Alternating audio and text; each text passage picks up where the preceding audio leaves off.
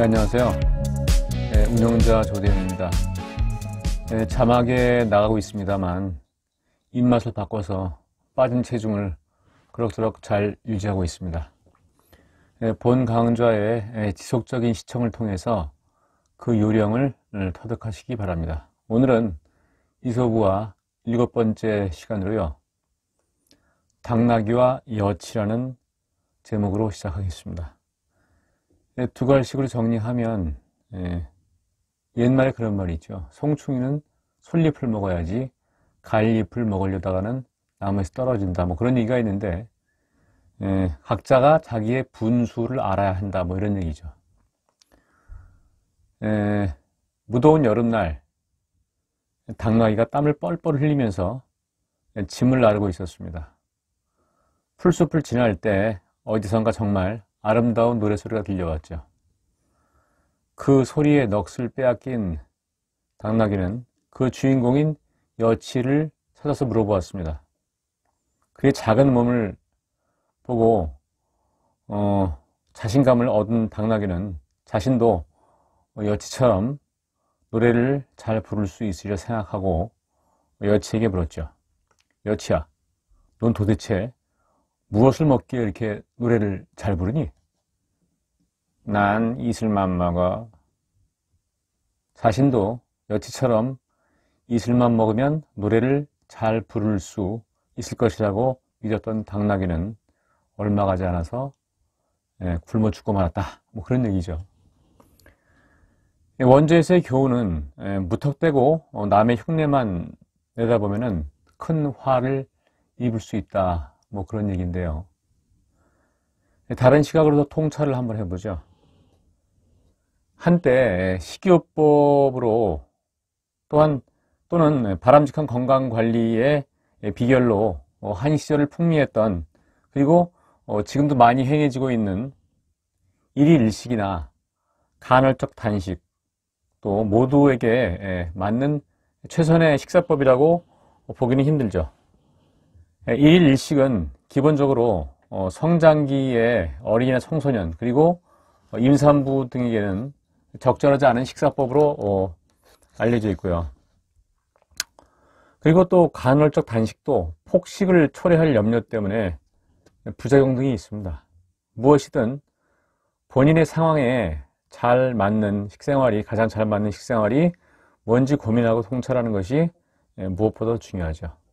가령 위의 글 당나귀와 여치에서 매혹적인 노래를 부르는 여치가 즐겨 먹는 것이 이슬이 아니라 정제된 탄수화물을 주성분으로 하는 기름기 자르르 흐르는 흰 찹쌀밥, 아니면 연유가 많이 포함된 노르스름하게 된 빵, 혹은 부드럽고 찰기가 넘치는 전분이 가득한 오동통한 국수, 소위 정제 탄수화물로 만든 밥빵, 면, 게다가 여치가 즐겨 마시던 음료가 손바닥 안에 충분히 감싸질 수 있는 작은 병임에도 불구하고 당이 수십 그램 이상 들어있는 그야말로 짱짱한 단맛의 음료였다라고 한다면, 여치가 먹던 음식을 따라서 먹고 했던 당나귀가 혹시 비만이나 당뇨가 있는 상태였다라고 한다면, 당나귀는 굶주림이 아니라 다른 이유로, 가령 심혈관계 질환으로 죽고 말았을 겁니다. 물론 위의 예로 든 음식이 무조건 나쁘다거나 섭취를 금지하라는 의미는 아니지만, 많이 섭취하면은 비만이나 당뇨에는 안 좋을 수 있고, 특히 당뇨 전 단계나 당뇨 환자에게는 더 안 좋을 수 있다는 의미입니다. 뭐 다 아시겠지만, 비만 그리고 당뇨병 유발과 관계 깊은 인슐린 분비 관련해서 상상 유발을 위해서 흘러간 유머 하나를 소개해 볼까요? 70년대 유머 중에 참새가 밀밭으로 날아간 이유라는 제목의 우스갯소리가 있습니다. 그런데 유머에서 묻습니다. 시도 때도 없이 벼가 익는 논으로 날아들던 참새들이 언제부터인가 평일 수요일에는 어김없이 모두 밀밭으로 날아갔다는 얘기죠. 그 이유가 뭘까요? 시작한 시기는 정확하게 모르겠지만 제 기억으로도 70년대 중반에 분식의 날이 있었던 걸로 기억하고 있습니다. 기록을 찾아보니까 분식을 정해서 주중에 수요일, 토요일에는 점심 식단에 쌀밥을 판매할 수가 없었다고 합니다. 제 기억에도 국민학교, 초등학교 시절에 담임선생님이 혼식 30% 이상을 준수했는지 도시락 검사를 하던 기억이 납니다.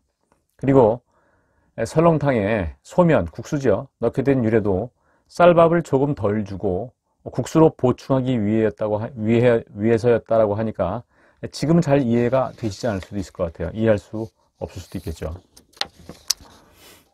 다시 유머로 돌아와서, 그러니까 참새들도 사람들이 쌀밥을 못 먹고 밀가루 음식만을 먹는 것을 보고 모두 밀밭으로 갈 수밖에 없었다라는 전혀 유머러스하지 않은 소위 아재 개그였는지 모르겠는데요.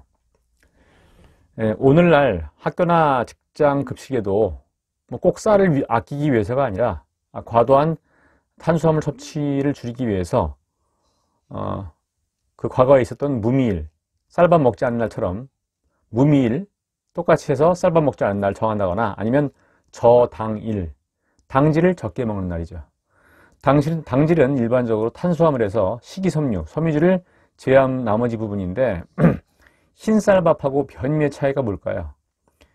식이섬유, 섬유질의 함유량의 차이죠. 많이 깎아가지고 쌀을 갖다 깎으니까 그만큼 섬유질이 없어지니까 입에서는 부드럽지만 소화 흡수가 빨라서 흰쌀밥 같은 경우에 그만큼 혈당을 많이 올리죠. 현미는 덜 깎으니까 섬유소가 많으니까, 섬유질이 많으니까 그만큼 소화가 늦어지는 반면에 당을 많이 올리지 않겠죠. 또 유채일, 나물채자를 써가지고 식이섬유 풍부한 나물을 먹는 날 따로 정해가지고 집중적으로 먹어보면 어떨까요? 무미일에는 주식 밥 대신에 두부를 갖다 으깨가지고 계란 흰잘 해가지고 고슬고슬하게 볶아서 먹는 밥이죠. 두부밥이고, 계란이나 채소를 많이 넣은 두부김밥, 밥 대신에 두부를 넣어도 좋고요. 아니면은 채소 위주로 넣으면 되죠. 밥을 빼고. 아니면은 다양한 볶음 콩이나 삶은 콩들로 주식을 대체하고, 언제? 무미일이요. 저당일, 당일 낮추는 날에는 가능한 당질을 줄인 반찬, 가령 탕수육이나 돈가스 등에는 달콤한 소스를 주지 말고 희석된 간장 등, 그리고 튀김옷도 좀 얇게 해가지고 하거나요. 그리고 스파게티면이나 우동면 대신에, 나쁘다는 게 아니에요. 이게 좀 높이니까 아무래도 매일 자주 먹을 수 있으니까 특별한 날에는 이런 거 대신에 상대적으로 당질이 적은 꼬시래기 국수, 생소하실 수도 있겠지만 곤약국수, 해초국수, 이거 외에도 국수 중에서 혈당을 많이 올리려는 국수가 있습니다. 그러나 저는 여기 세 가지, 꼬시래기 국수, 곤약국수, 해초국수. 그래서 기억하기 편하기 위해서 꼬, 곤, 해, 꼬시래기, 곤약, 해초 해가지고 나는 배가 고프면은 몸을 비비꼬, 곤, 해 라고 기억을 하면 좋겠죠. 유채일, 나물이 있는 날에는 다양한 나물을 식단에 넣는 거죠. 물론 성장기에는 탄수화물 섭취가 필수지만 정제 탄수화물을 너무 많이 먹는 것은 좋지 않을 수 있습니다. 과식을 유발할 수 있죠. 요즘 식단이 달라지고 있습니다. 외식할 때도 그렇습니다. 섬유질이 풍부한 반찬보다는 부드럽고 달콤한 반찬들로 바뀌고 있다는 느낌을 지울 수가 없어요. 누구 때문이죠? 우리 모두 때문입니다. 물론 대략 10년 전, 20년 전에도 스파게티에 돈가스가 나오면은 환성이 나오고, 나물 위주의 반찬 식당이 나오면은 끼니를 건너뛰거나 매점으로 가는 학생들이 많이 있었고, 지금도 그렇습니다. 그러다 보니 학생들이 원하는 쪽으로 식단이 바뀌어가고 있고, 이제 그 학생들이 이미 성인이 돼가지고 또 선생님이 되신 그런 경우도 있죠. 바뀌어가고 있지만 이런 식단들은 건강이나 다이어트, 성의 경우에 대사증후군, 고혈압, 당뇨, 고지혈증에는 도움이 되지 않습니다. 가끔은 모르지만 매 끼니 먹는 건 좀 문제가 있죠. 최근 들어서 특히 김치 깍두기를 제외하고 남은 반찬이 많이 줄었습니다. 아마 선호도 반영이 원인이 되었을 수가 있어요.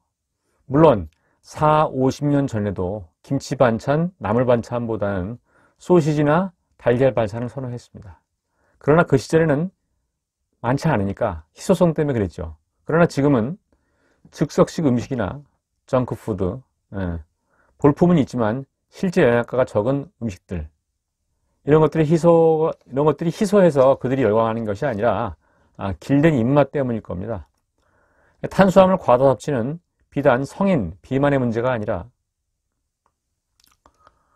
성장기의 학생들에게도 급격한 혈당 변화로 인해서 잦은 심리 변화, 집중력 부족, 졸음 유발 등 부작용이 적지 않습니다. 건강한 음식 쪽으로 입맛을 바꾸는 것, 방송이나 광고에 휩쓸려서 유행 음식만을 찾을 것이 아니라 더 넓고 길게 보고 실천하고 유지하는 것이 그 무엇보다 중요할 것입니다. 맛이 없어서 어떻게 먹냐고요? 이렇게 한 끼를 먹고 원래 먹던 것을 먹어보면 이전보다 훨씬 더 맛있게 느껴집니다. 가령 당질이 높은 국수하고 적은 국수의 섭취 횟수를 1:1 횟수를요, 힘들면 기존에 드시던 걸 2로 해가지고 2번에 1번 정도는 당질 낮은 걸 드셔보세요. 과식이 줄고 체중이 줄어들 뿐만 아니라 이번에는 맛없는, 단맛 없는 국수를 먹었으니까 다음에는 당질이 높은, 맛있는, 단맛 있는 국수를 먹을 수 있다는 기대감이 생깁니다. 진부한 말 같지만 하나 덧붙이면은 좋은 약은 입에 쓰지만 병에는 이롭고 양약은 고군이나 이어병이다, 뭐 이런 얘기 있죠. 충고는 귀에 거슬리나 행동엔 이롭다. 충은 여기 뭐 이여행이라고 뭐 자막에 내보내겠습니다만, 공자님 말씀에 제가 외람되지만 한마디 덧붙이고 싶습니다. 대미 담구 이어 심신이다. 으뜸인 맛은 입에는 담백하고 뭐 밍밍하다, 슴슴하다 할지 모르겠지만 몸과 마음에는 도움이 된다라고 말이죠. 오늘도 두서없는 말씀 끝까지 들어주셔서 감사합니다. 다음 편은 성급함과 경솔함에 관한 내용을 다룰 이야기 이서부와 8번째 이야기 목마른 비둘기 편에서 뵙겠습니다. 감사합니다.